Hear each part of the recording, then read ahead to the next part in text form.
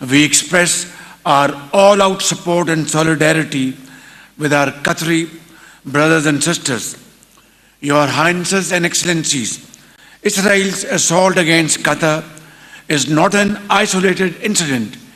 It is yet another manifestation of its declared hegemonic ambitions.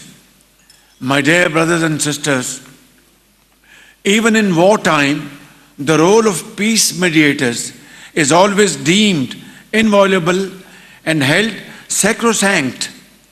They are the messengers of fragile hope of keeping dialogue alive to advance prospects of peace. One is therefore compelled to question, why then this charade of negotiations? Was the return of hostages ever a priority for a country that has no respect or regard for human life?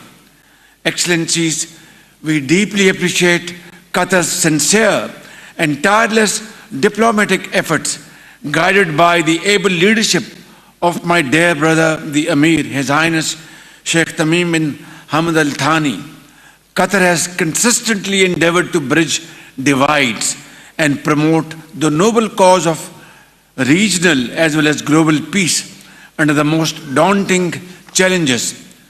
Ladies and gentlemen, while Gaza bleeds, the heart-wrenching cries of its innocent women and children echo through these halls. We can hear the frail voice of the 10-year-old boy Amir, who walked 12 kilometers barefooted for a few morsels of bread, only to be gunned down by Israeli soldiers along with 64,000 of his fellow countrymen. Israel's genocidal campaign has reduced Gaza to rubble and ruin. The world shall always bear the scars of this unending carnage etched on the very soul of humanity. Injustice has reached an unbearable level. This must stop, and stop now.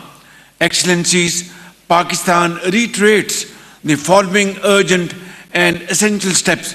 Israel must be held accountable for its war crimes against humanity.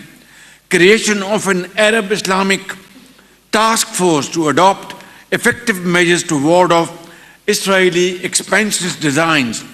We reiterate the OIC's call to suspend Israel's membership of the United Nations. Fourth, member states should actively consider implementing other appropriate measures against Israel. The UN Security Council must urgently demand from Israel under Chapter 7 of the UN Charter an immediate, unconditional and permanent ceasefire, release of hostages and exchange of Palestinian prisoners.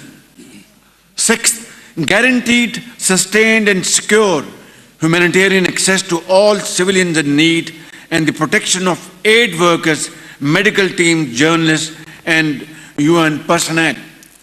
Above all, Excellencies, we must achieve a just, comprehensive and lasting two-state solution with creation of an independent state of Palestine with pre-1967 borders and Al-Quds Al-Sharif as its capital.